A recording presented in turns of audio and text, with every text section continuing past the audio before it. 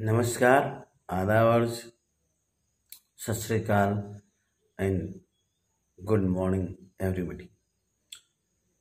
कविता के लिए चित्र भाषा की आवश्यकता पड़ती है। उसके शब्द सस्वर होने चाहिए।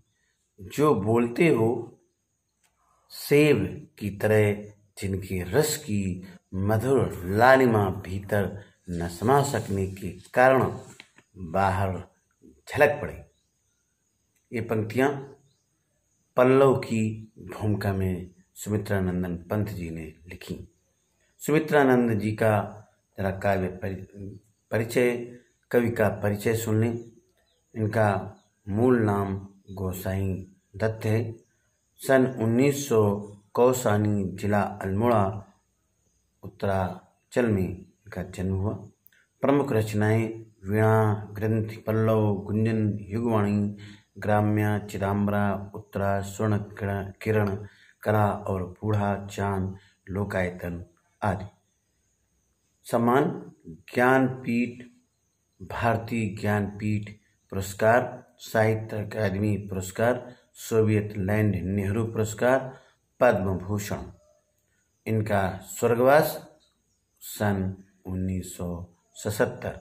छायावाद के महत्वपूर्ण स्तंभ सुमित्रानंदन पंत प्रकृति की चितेरी कवि हैं। हिंदी कविता में प्रकृति को पहली बार प्रमुख विषय बनाने का काम पंत ने ही किया।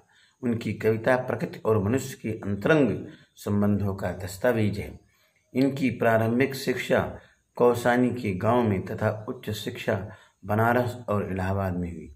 युवावस्था तक पहुंचते पहुंचते महात्मा गांधी के असहयोग आंदोलन से प्रभावित होकर पढ़ाई बीच में ही छोड़ दी। उसके बाद स्वतंत्र लेखन करते रहे। प्रकृति के अद्भुत चित्रकार पंत का मिजाज कविता में बदलाव का पक्षधर रहा है।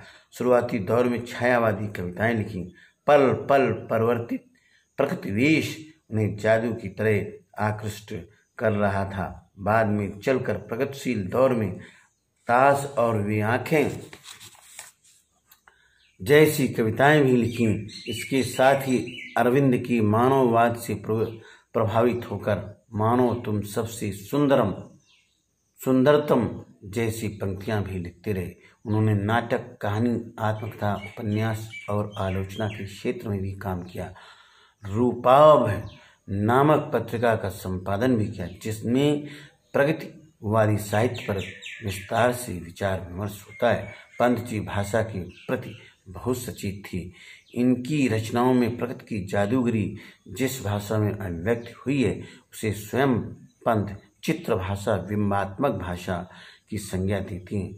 ब्रज भाषा और खड़ी बोली के विवाद में उन्होंने खड़ी बोली का पक्ष लिया और पल्लव की भूमिका में विस्तार से खड़ी बोली का समर्थन किया।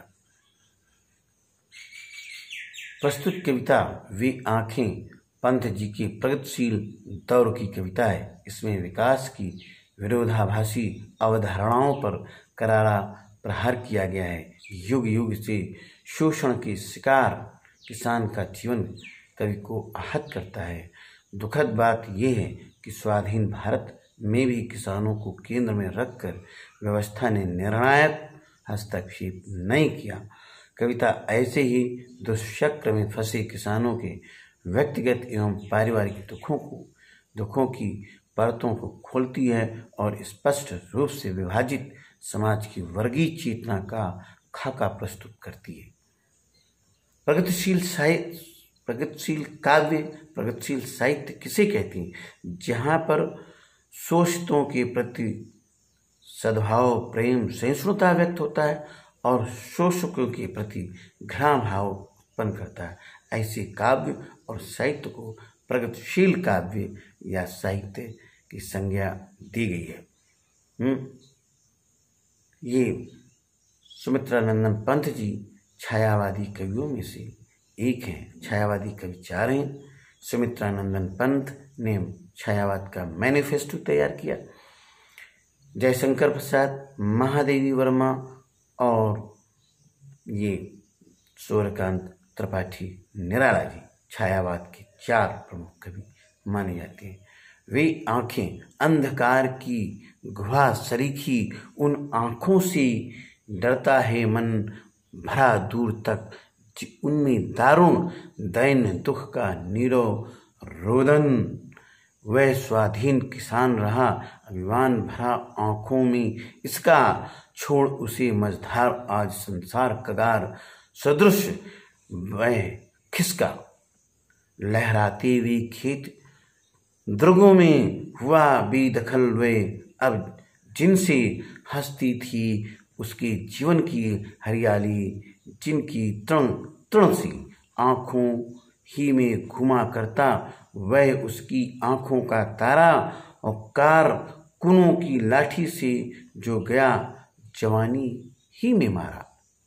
कारकुन, देखिए ये कविता आगे। बिका दिया घर द्वार महाजन ने, न ब्याज की कौड़ी छोड़ी, रह रहे आँखों में चुभती वह कुर्क हुई वरधों की जोड़ी। कुर्क हुई वरधों की जोड़ी, उजरी उसके सिवा किसी कब पास दुहाने आने देती, आह आँखों में नाचा करती, उजड़ गई जो सुख की खेती।